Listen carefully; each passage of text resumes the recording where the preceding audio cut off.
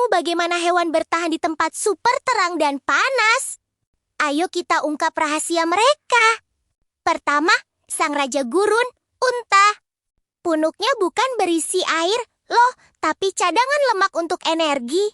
Dan lihat bulu mata super lebatnya, tameng sempurna dari badai pasir.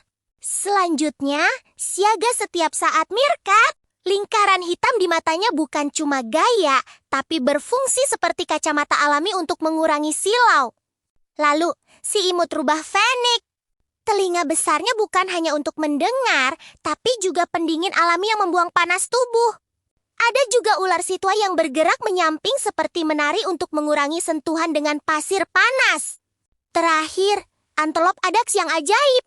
Bulunya putih di musim panas untuk memantulkan panas dan berubah jadi abu-abu di musim dingin untuk menyerap kehangatan. Alam sungguh penuh keajaiban, bukan?